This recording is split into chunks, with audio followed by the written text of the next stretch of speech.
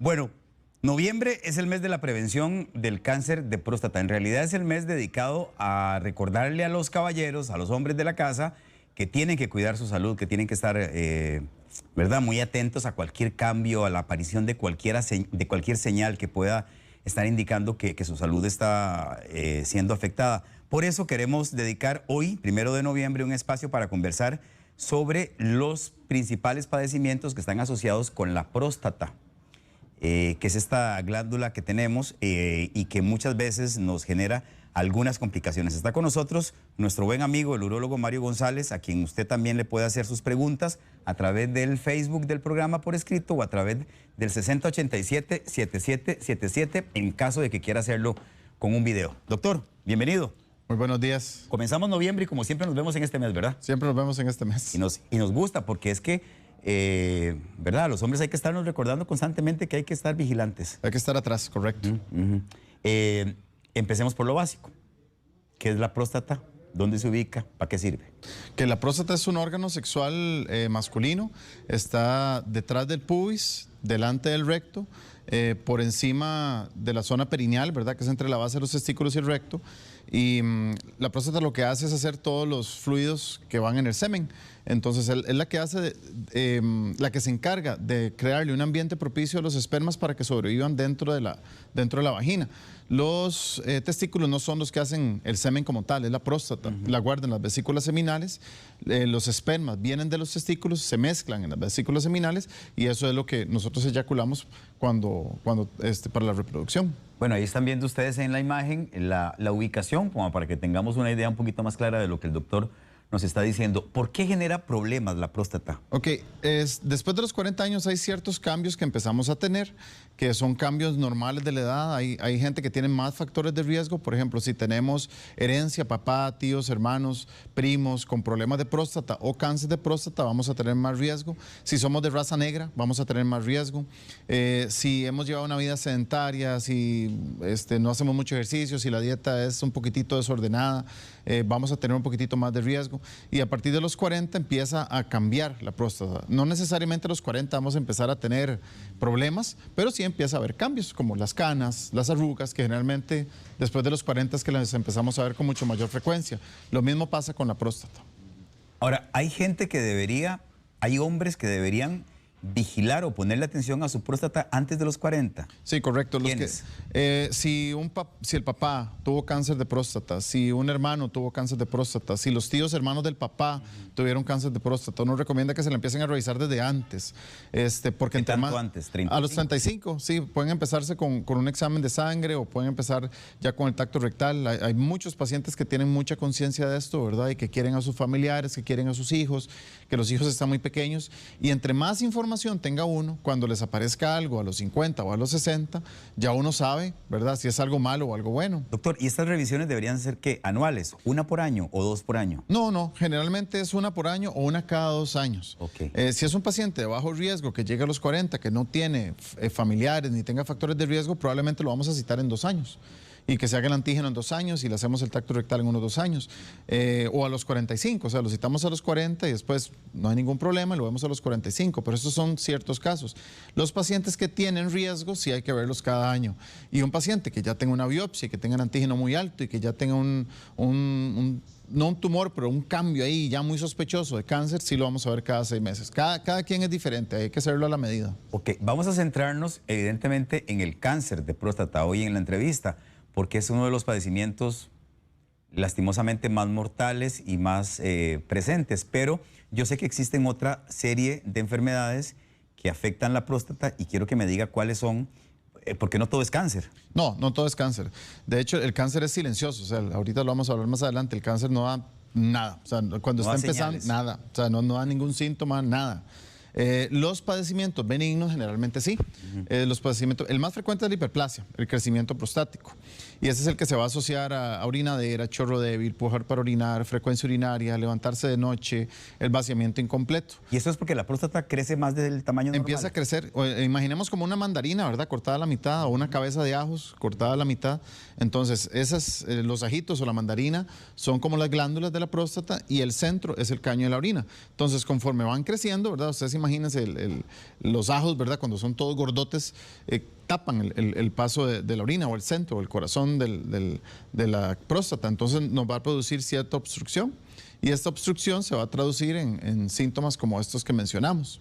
El crecimiento benigno sucede en el corazón de la glándula, en el puro centro. Por eso es que el crecimiento benigno da síntomas. El cáncer nos da en la periferia de la glándula, o sea, en la parte más de afuera.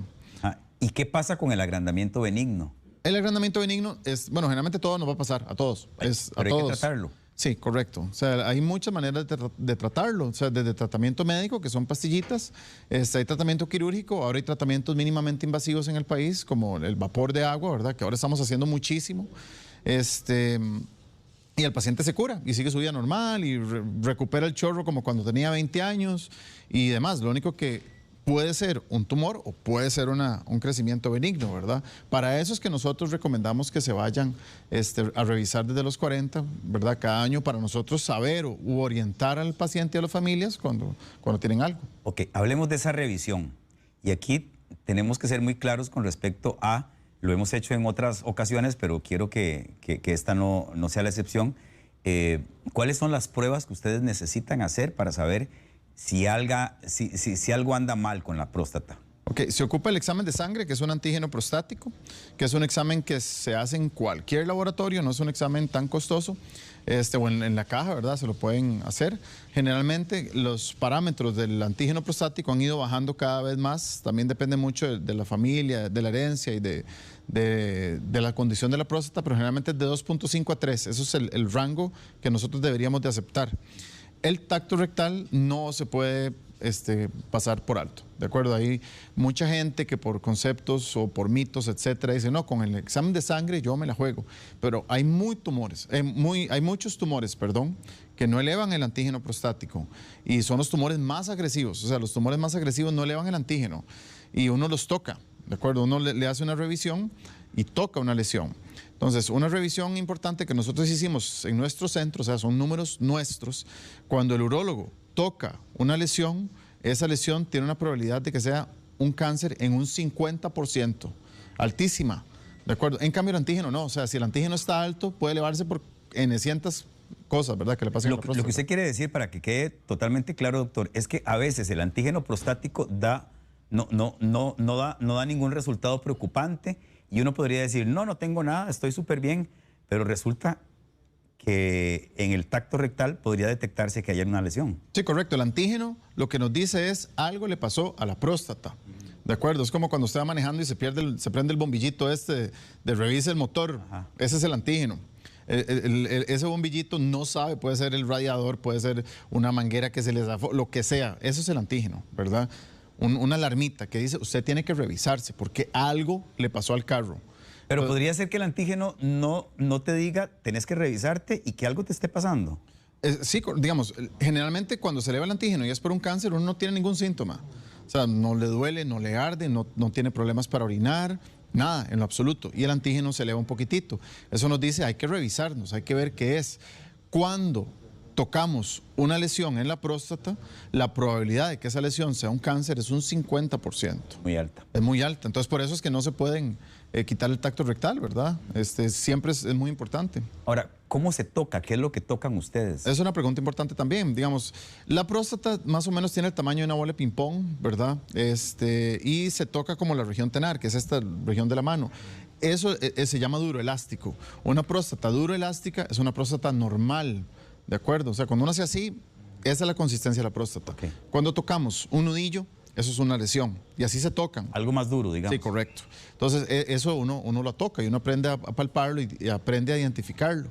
Entonces, cuando uno toca una lesión que es como un nudillo, ¿verdad? A través del tacto rectal, la probabilidad de que sea un tumor es muy alta. Ok. Entonces, es importante recordar, porque yo sé que, como lo dijo el doctor, existen muchos mitos, mucha desinformación, existen muchas teorías, existe mucho miedo, ¿verdad? Hasta chistes hacen con respecto, sí, memes. ¿verdad? Con respecto al tacto rectal, pero es necesario. Sí, correcto. Es decir, no se queden solamente con el antígeno en sangre. No se pueden quedar con el antígeno. O sea, hay montones de tumores que uno diagnostica con antígeno en 1, ¿verdad? Y está súper bien, digamos. está súper bien. La gente podría decir, no, yo estoy, o sea, pues bien. Me salvé del tacto rectal. Exacto, pero ¿qué pasa? Digamos, hoy se hacen un antígeno y está en 1, y al siguiente año se hacen un antígeno y está en 2,5. O sea, ese brinco es enorme, o sea, es mucho. Entonces, si se quedan tranquilos, al siguiente año ya van a revisarse cuando tienen el antígeno en 10, ya la cosa no va bien. O sea, ya probablemente ya es un tumorcito que ya nos va a meter en problemas. Ok, hablemos del tacto rectal. ¿Cuánto dura ese examen? Es rapidísimo, o sea, dura entre 5 y 15 segundos, o sea, es tan rápidamente ustedes pueden detectar es rapidísimo. Sí. O sea, es rapidísimo. Uno dura más en la consulta, haciéndole el ultrasonido, explicándole cosas, sacando dudas, etcétera. Y realmente lo que dura en el tacto rectal es nada. ¿De acuerdo? Los tactos rectales no duelen, ¿de acuerdo? No deberían de doler. Son incómodos, sí. Ahí no es ninguna mentira, pero no duelen. Tampoco es una cosa así que el paciente salga, ¿verdad? Como dice, salen en los memes, ¿verdad? Que salen hasta con bastones y todo. Jamás. O sea, es una cuestión muy, muy normal, que no duele, incomoda un poquitito, pero todo lo tenemos que hacer, ¿de acuerdo? Sí. Entonces, eso es algo importante en hacer conciencia. Yo eso se los he dicho. La primera vez que yo hice un examen de tacto rectal, y sí, uno va con mucho temor, ¿verdad? En primer lugar, porque no quiere que aparezca nada raro ahí. Sí. Y en segundo lugar, porque, o sea, estás muy vulnerable ante una persona que no es posiblemente muy cercana a vos, que es el médico, sí, ¿verdad? correcto. O sea, y la verdad sea dicha, es un poquito incómodo, porque es incómodo, o sea, tenés que estar ahí con los pantalones abajo y estás en las manos del médico. Correcto. Pero, o sea, en realidad dura muy poco. Es muy poco, digamos, y cuando uno le dice tranquilo, está lo más bien, o sea, esos salen tan tranquilos y tan en paz, ¿verdad? Que realmente es algo muy sencillo, es económico, no es una resonancia magnética, ¿verdad? No es un TAC, o sea, es una parte del examen físico que lo pueden hacer el geriatra, el internista, el médico de cabecera, el cirujano, el urólogo, ¿verdad? O sea, no necesariamente tienen que ir a donde un urólogo para que les haga el primer examen, puede ser su médico de confianza. Perfecto. Doctor, ¿por qué el cáncer de próstata no da señales? Okay. ¿Por qué es silencioso? Es una buena pregunta. Igual, recordemos que toda la patología benigna que está en el centro de la glándula, como cuando nos imaginamos la naranja cortada a la mitad y el corazón de la naranja, todo lo que está alrededor de ese corazón de la naranja, ahí es donde pasan las cosas benignas. El cáncer se desarrolla en la cáscara de la naranja, ¿verdad?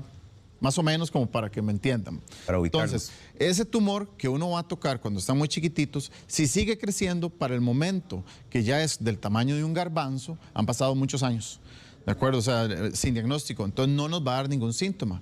Cuando los síntomas son por un cáncer de próstata, digamos, un señor que nunca se revisó, típico caso, o sea, señor que nunca se fue a revisar, llegó a los 65 años con problemas para orinar y él pensó que eran cosas benignas, se hizo el antígeno y está en 15, ¿de acuerdo?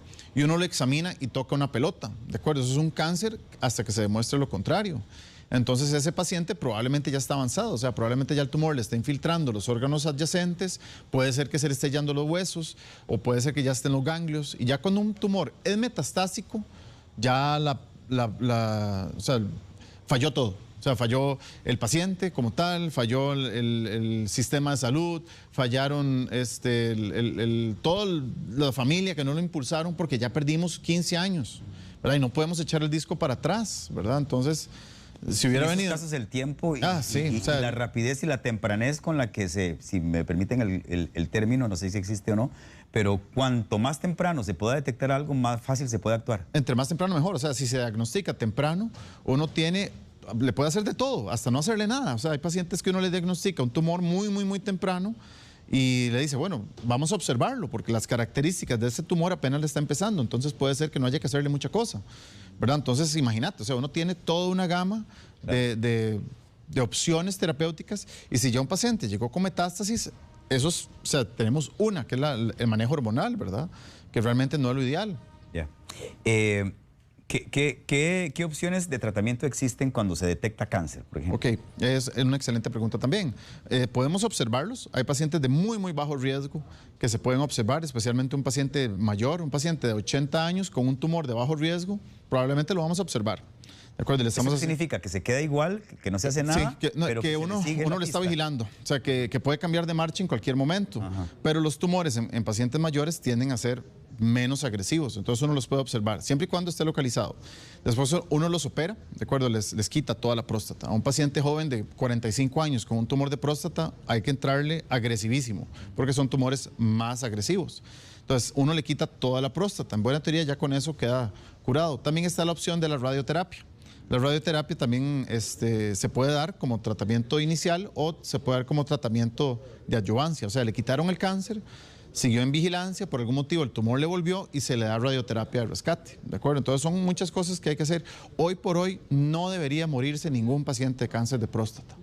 ¿De acuerdo? No debería morir, los pacientes de cáncer de próstata no deberían hacer metástasis, porque tenemos mucho armamento, tenemos muchos elementos diagnósticos y realmente si el señor acude a tiempo y se está vigilando y le aparece un tumor, la probabilidad que sea de bajo grado localizado es muy alta.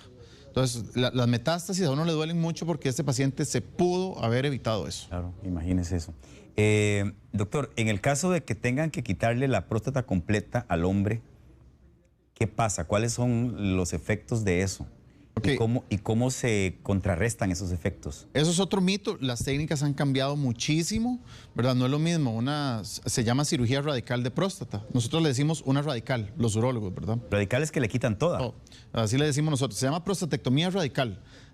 Nosotros le decimos radical, eso es que se le quita todo. Las técnicas han cambiado muchísimo.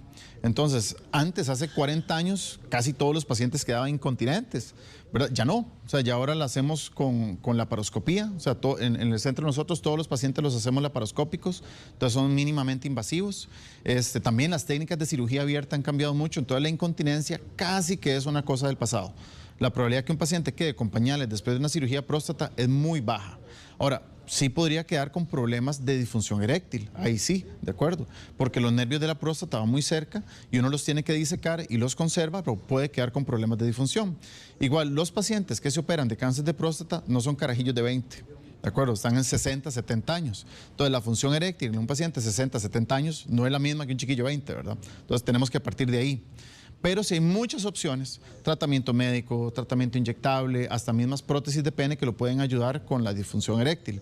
Entonces no es el fin del camino, o sea, no es ¿cómo se llama? Un fallo ahí de cadena perpetua. No, o sea, eso es un diagnóstico al cual le estamos haciendo frente y tenemos que caminar por ese camino que para unos es muy empinado, para otros es más llanito, ¿verdad? Pero siempre hay luz detrás del túnel. No es frecuente que se presente cáncer de próstata en hombres jóvenes. Muy raro.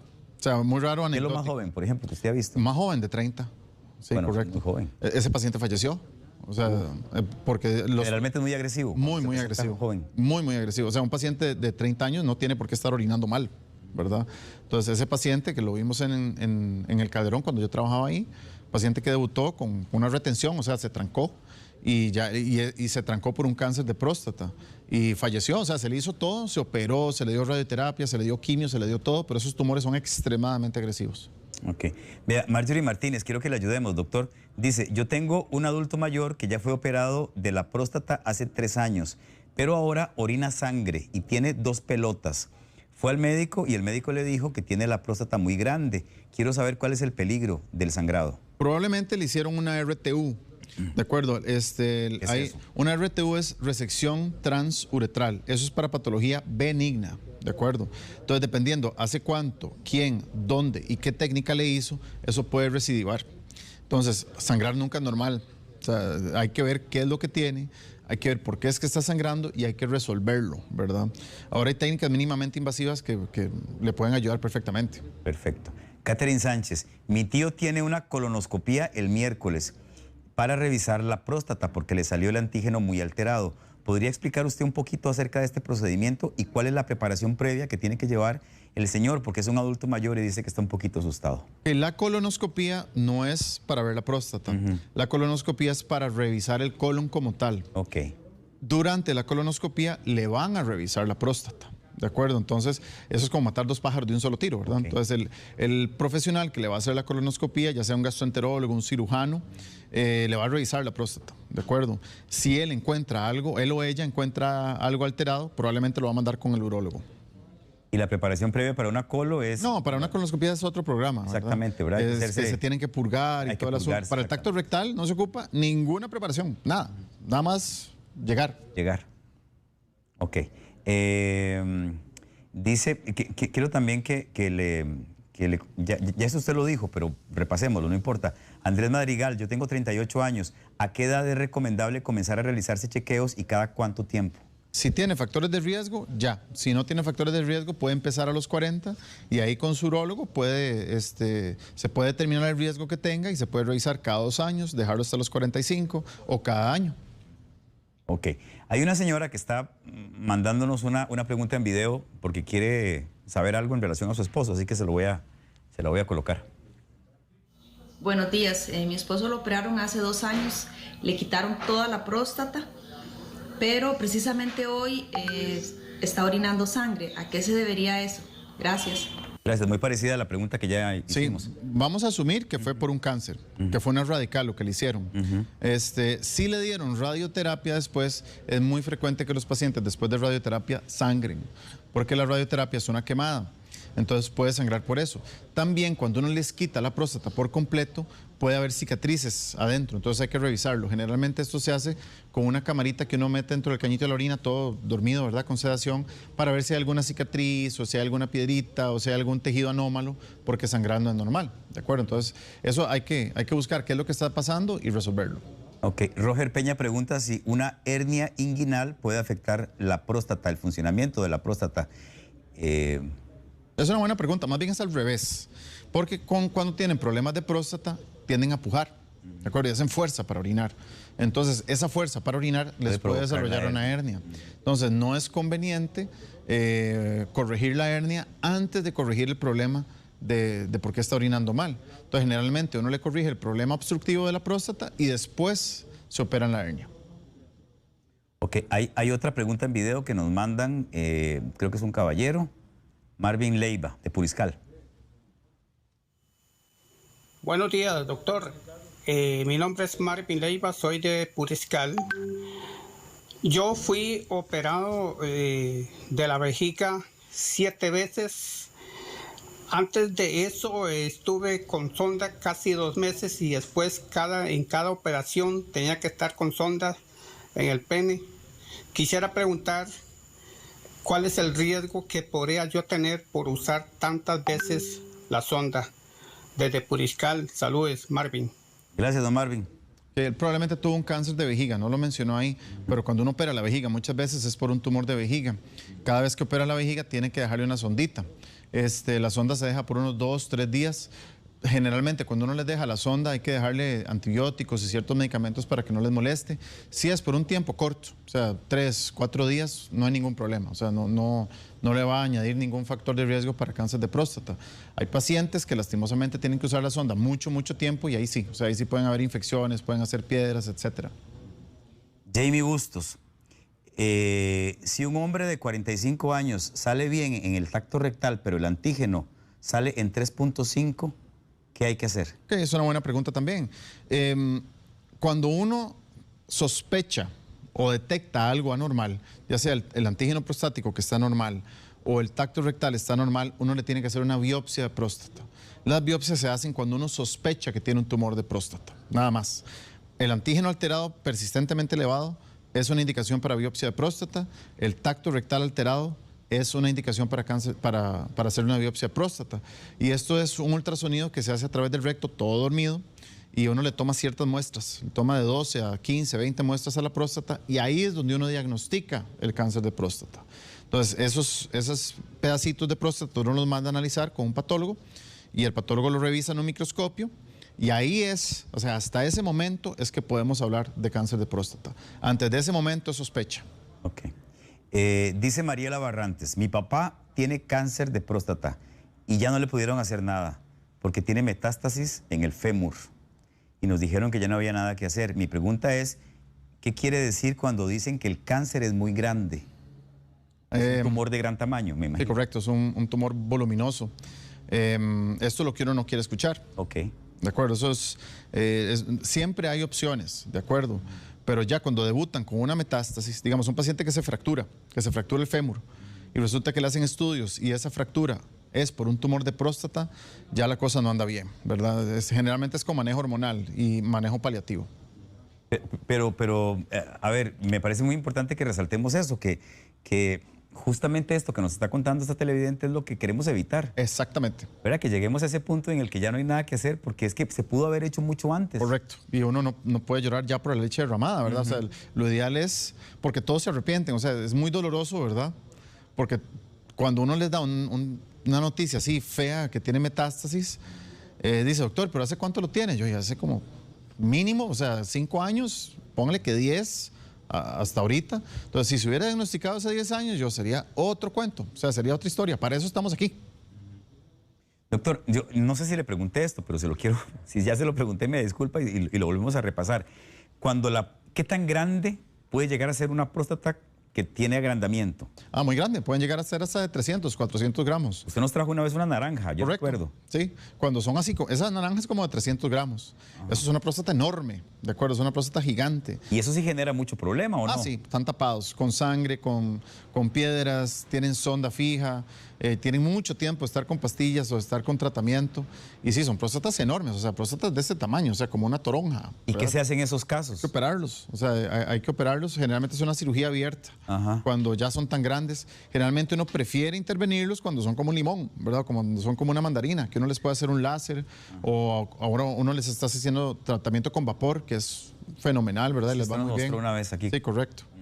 Ahora, cuando usted dice que hay que operarlos, ¿significa que hay que quitarles Sí, la correcto. próstata? No por cáncer, o sea, generalmente las próstatas tan grandes de 300 gramos, generalmente no es cáncer, generalmente es agrandamiento. Y eso no hay forma de achicarla, ¿no? Con cirugía, o sea, con la cirugía, digamos, con pastillas, la pueden hacer un poquitito más chiquitita, pero de 300 pasaría a 280 gramos, o sea, pasaría de toronja a naranja grande, ¿verdad? Entonces, no es mucho lo que vamos a ganar. Eso sí hay que operarlos. Lo único es que uno no le quita toda la próstata.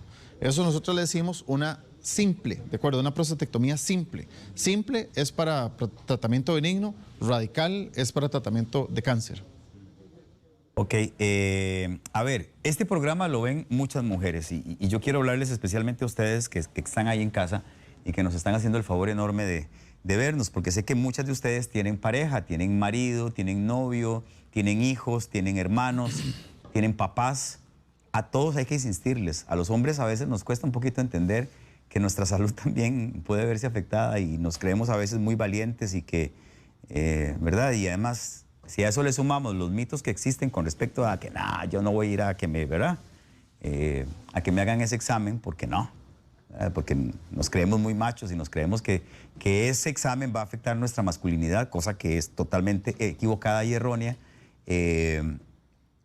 Hay que hablar sinceramente. Estamos hablando de la vida. Claro. Un examen que dura 20 segundos, no sé, bueno. 20 segundos le aumentan 20 años, piénsenlo así. Imagínense, o sea, Es una ganga. lo que estamos hablando. Así que, señoras, ustedes si tienen uno así en casa, cerquita, que es medio terco, que no quiere, hay que llevarlo. Correcto. Casi que de las orejas, Casi que de las orejas. ¿verdad? Y a los señores que nos están viendo también, digo, hay que ser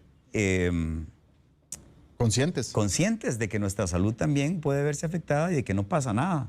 Y de que nuestra masculinidad está compuesta de un montón de otros elementos que no tienen nada que ver con esto. Exacto. ¿Verdad? Y hay que entenderlo así. Para cerrar la entrevista, queremos comentarles de una campaña que está desarrollando Monje, que se llama El Clásico de los Valientes. Correcto. Cuéntenos, ¿qué es el Clásico de los Valientes? Que Monje, en alianza con la Asociación de Cirujanos Urólogos y APRECAP, que es la Asociación de Cáncer de Próstata, entonces hicimos una alianza para detectar cáncer temprano. Entonces ellos están haciendo el Clásico de los Valientes, es con cooperación entre la Liga y Saprissa. Entonces el 13 de noviembre va a ser en el Saprissa, el 14 va a ser en el CAL de la Liga, donde van a haber urólogos, van a haber profesionales en salud, vamos a estar haciendo tactos rectales, les van a estar dando antígenos prostáticos y se van a revisar unos 100 pacientes y ellos pueden participar, ¿verdad?, a través de las redes de Tienda Monje o también a través de las redes sociales de la Liga y de Saprissa. Y 100 hombres son los que se van a estar viendo, ¿verdad? Y ellos ya tienen todo el tema, ¿verdad?, de pandemia y distanciamiento y todo lo que es los lineamientos del Ministerio de Salud. Y ahí vamos a ver varios urólogos también que vamos a estar apoyando esta noble iniciativa de Monje. Eso es importante. Voy a resaltar eso que el doctor acaba de decir. Se trata de las dos pruebas, tanto el antígeno como el tacto rectal, gratuito a 100 hombres con edades entre los 40 y los 50, más o menos. Sí, de los 40 para arriba. Ellos pueden, ahí en las redes sociales están todos los requisitos. Pueden llenar el formulario y correcto, y quedar escribir, participando. exacto. Pueden buscar, la forma más fácil creo yo es buscar el Facebook de Monje. Sí, Tienda Monje, ajá. Tienda Monje, creo que aparece así, para que por favor aprovechen esta oportunidad porque es importante, sobre todo en el caso en el que no tengamos tantos recursos como para poder hacernos, ¿verdad? Que al final de cuentas tampoco es tan caro, pero bueno. Sí, o sea, pero en lo que se puede ayudar, con muchísimo gusto. Entonces, para que formen parte de esta iniciativa que, repito, se llama El Clásico de los Valientes. Correcto. De Monje. Doctor, gracias.